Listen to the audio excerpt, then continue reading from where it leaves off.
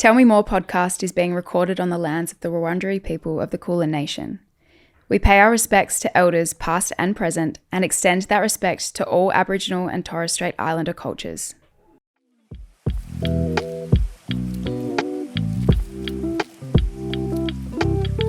My name is Olivia Molly Rogers and welcome to Tell Me More.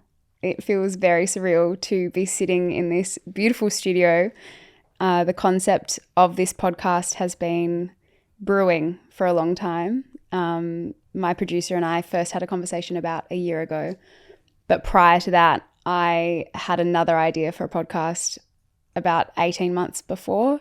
So this has been something I've wanted to do for so long, and I'm so excited to finally be doing it and to be talking to you guys in this way. My idea for the podcast changed so many times, but the one thing that was consistent the whole way through was that I want to connect with people in an open, honest way and have conversations that are really honest and authentic and vulnerable. And, you know, whether that be talking about mental health, my mental health and my journey with that, or other people's journey with mental health and grief, fertility, divorce, whatever it may be. I feel like there's so much strength in vulnerability, and often it's seen as a weakness, or it has been in the past.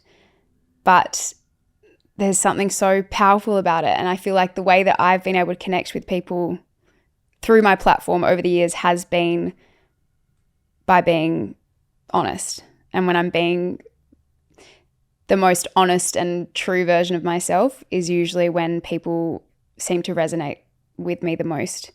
So rather than bringing you 15-second clips on Instagram, I decided I wanted to have more lengthy conversations and bring on people that I want to hear from, and I imagine you want to hear from as well. But in a different way. I feel like a lot of podcasts get similar guests on because a lot of the people have amazing stories, but often they want to hear the same story again and again with a slightly different take. Whereas I want to delve deeper and get these people to tell me more specifically about their struggles or things that people don't always talk about, the topics that are harder to talk about. So I want to get comfortable being uncomfortable, I suppose. It's good that we've got these comfy chairs for uncomfortable conversations. I suppose some of you listening will know my story, but a lot of you will not. Having a social media following is never something that I planned on having. It's something that grew organically, I suppose, but it also happened quite quickly. When I did Miss Universe Australia, I gained a following overnight, and it was overwhelming suddenly having people interested in what I was doing. And I figured I should probably make the most of it and ride the wave while it was there. And that meant sharing more and more of my life. But I think when it started, it was on a much smaller scale, and I felt really comfortable sharing, you know, whatever I had been sharing previously with my friends. I started sharing with the world. But I think as the years have gone on and my following grew a bit, it has become a little bit more daunting, because when you put a glimpse of yourself online, it's small. It's, you know, a 15-second story, or maybe it's a minute video, or it's a picture with 10 words underneath. And it's very easy for people to paint a picture of you in their mind based off of those things. And whilst I am the author of my page, I suppose, I am curating myself. I'm curating this page of like how I am and how I want to be perceived. It still doesn't really work that way all of the time. I think regardless of what I do, people are going to take things the way that they choose to see it. So that's part of the reason I wanted to have a podcast. And I don't mean just to talk about myself, but I think having a different platform to have conversations with people that also might be misunderstood or misconstrued by the small percentage of themselves that they put out there. you know, you might know these people that I plan to talk to based on their Instagram bio or, you know, articles that you've read online.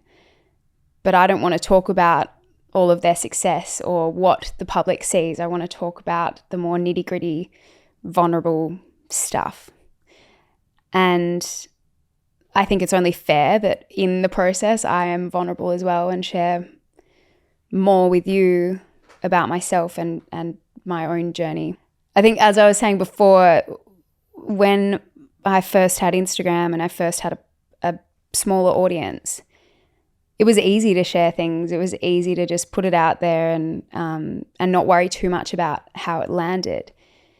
But I think over the past year particularly, I have found it more difficult because a lot of things have happened. My marriage, I had a marriage breakdown, and with that came a lot of interest in obviously what happened and what I was going to do moving forward.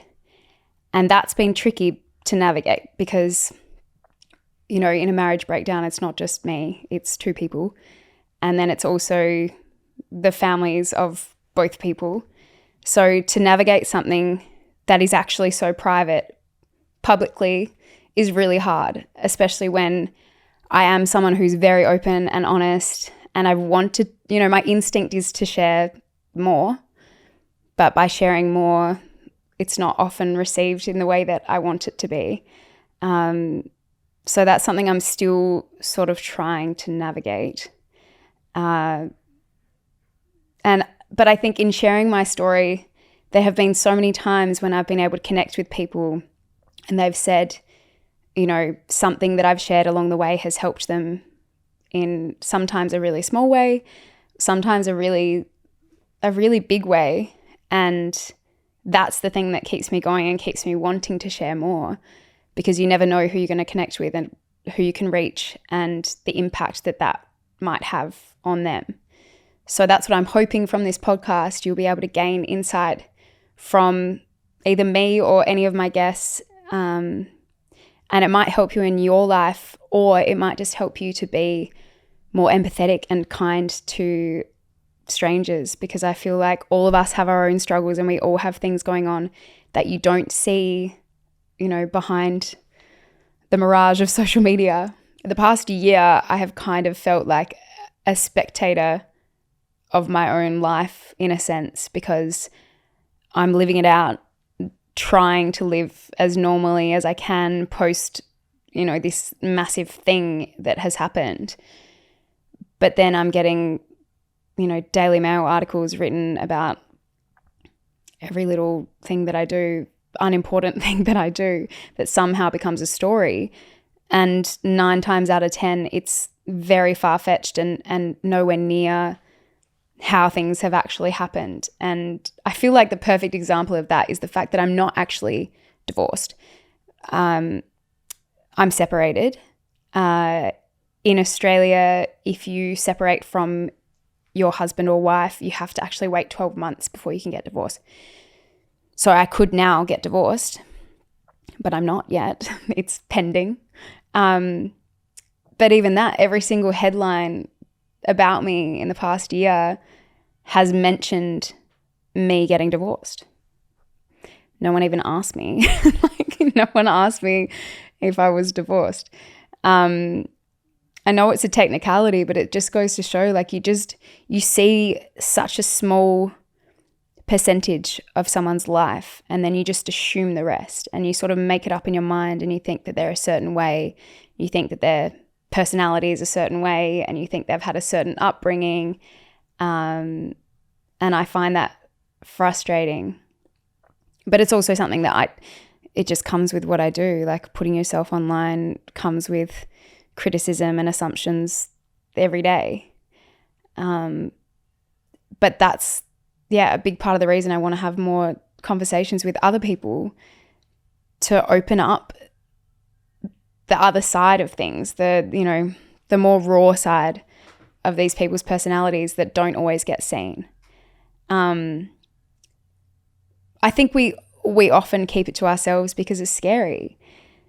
I think as my audience has grown, and I don't even have a huge audience in comparison to so many people online, but I've had this natural tendency to sort of pull back a bit more, because with more eyes comes more criticism. And I know that not everybody who chooses to follow me online is choosing to follow me because they like me. I know that there's a lot of the opposite of that. So it's scary to put vulnerable, honest things out there just for people to tell you how much they hate it. I think I was explaining to a friend recently that when you think about the numbers, say, the MCG in Melbourne fits 100,000 people in it. If you were to go and stand in the middle of the MCG and hold up a photo that you took of yourself or your friend took of you, and turn around to everyone and be like, hey, what do you think? And like maybe 100 people give you a thumbs up, and then 5 people yell out, I love it, you look great. And then the rest of the crowd just stay silent. Or you've got like 100 other people that are like, this is shit. You look like shit. I hate your eyebrows. That's kind of how it is online. And I feel like a lot of the time you see the numbers and you forget that they are actual people. And often the negative ones are the loudest ones. And it can be hard to see past that, and hard to remember that a lot of the time the silent ones don't actually feel really strongly either way. They're just like watching. They're sort of sitting back, scrolling through, just not really engaging. Because the ones who are yelling at you, screaming that they hate it, are so vocal that then you kind of assume that the majority feel that way. But it's often not the case. But yeah, that's something that I always have to remind myself of.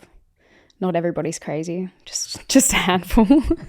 I think I'm really lucky when I think about the people who are there for the right reasons and want to connect with me, that I've got this community online who have been, a lot of you have been there for many years now, and I'm so grateful for the support.